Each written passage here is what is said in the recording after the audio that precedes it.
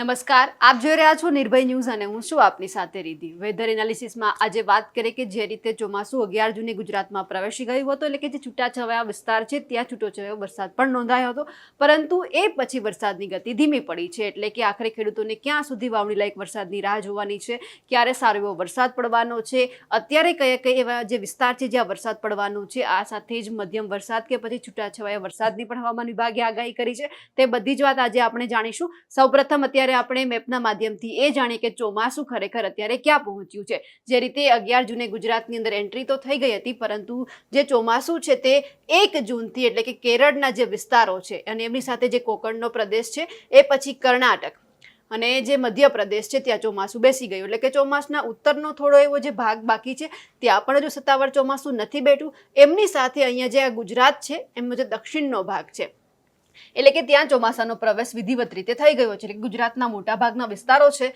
ત્યાં ચોમાસું હજુ બેસવાનું વાર છે. અહીંયા આપણે 9 જૂનની વાત કરવી છે. 9 જૂને વરસાદ છે તે મધ્યપ્રદેશમાં હતો, એટલે કે આ 15 જૂન છે. 15 જૂનમાં પણ જે સત્તાવાર રીતે ચોમાસું છે તે બેસવાનું છે. આ સાથે 10 અને 13 એટલે કે ગઈકાલે પણ જે દક્ષિણનો જે ભાગ છે ગુજરાતની અંદર ત્યાં વરસાદ નોંધાયો હતો અને અહીંયા 14 તારીખ દેખાય છે, એટલે કે આજનો દિવસ આજે પણ જે દક્ષિણ ગુજરાત છે ત્યાં વરસાદ પડવાની સંભાવના હવામાન વિભાગે વ્યક્ત કરી છે.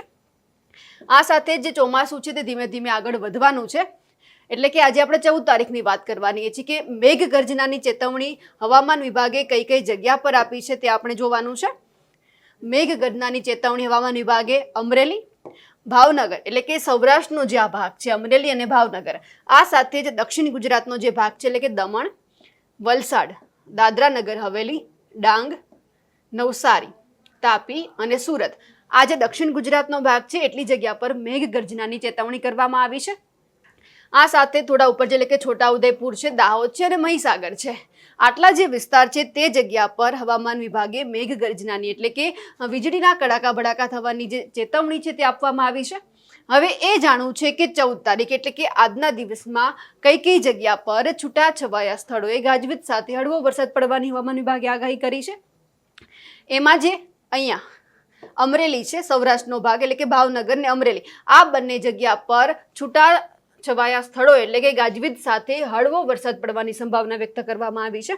આ સાથે જે આ દક્ષિણનો ભાગ છે તેમની અંદર સુરત, તાપી, ડાંગ, વલસાડ, દમણ, નવસારી અને જ્યાં દાદરા નગર હવેલી છે આ જગ્યા પર આજે હળવોથી મધ્યમ વરસાદ પડવાની હવામાન વિભાગે આગાહી કરી છે.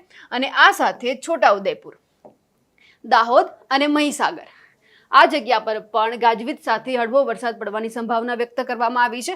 એટલે કે જે જગ્યા પર હવામાન વિભાગે મેઘગર્જના એટલે કે વીજળીના કડાકા થવાની જે સંભાવના વ્યક્ત કરી છે એ જ જગ્યા પર હળવોથી મધ્યમ વરસાદ પડવાની હવામાન વિભાગે આગાહી પણ કરી છે. આ સાથે જ એ જોવાનું છે કે આવતીકાલે એટલે કે 15 તારીખના રોજ કઈ કઈ જગ્યા પર ગાજવીજ સાથે હળવો વરસાદ પડવાની હવામાન વિભાગે આગાહી કરી છે. એમની અંદર સૌરાષ્ટ્રમાં અમરેલી, આ સાથે જ ભાવનગર, આ બે એવા વિસ્તાર છે કે જ્યાં હવામાન વિભાગે આગાહી કરી છે વરસાદની. ભાવનગર અને અમરેલી એટલે કે 12, 13, 14 અને 15 4 દિવસ સુધી જે હવામાન વિભાગે સૌરાષ્ટ્રની અંદર હળવો વરસાદ પડવાની સંભાવના વ્યક્ત કરી હોય તો એ છે કે અમરેલી અને ભાવનગર, રાજકોટ, જામનગર, મોરબી, સુરેન્દ્રનગર, બોટાદ, ગીર સોમનાથ, જુનાગઢ, પોરબંદર અને દેવભૂમિ દ્વારકા, આટલો જે વિસ્તાર છે ત્યાંના ખેડૂતોએ હજુ વાવણી લાયક વરસાદની રાહ જોવાની છે. આ સાથે જ એ જોવાનું છે કે દક્ષિણનો જે ભાગ છે કે નવસારી છે, ડાંગ છે, વલસાડ, દાદરા નગર હવેલી અને દમણ, આ જગ્યા પર હવામાન વિભાગે ગાજવીજ સાથે હળવો વરસાદ પડવાની શક્યતા વ્યક્ત કરી છે. અને એમની સાથે અહીંયા છોટાઉદેપુર આવતીકાલ માટે એક જ છે કે જ્યાં વરસાદની આગાહી કરવામાં આવી છે.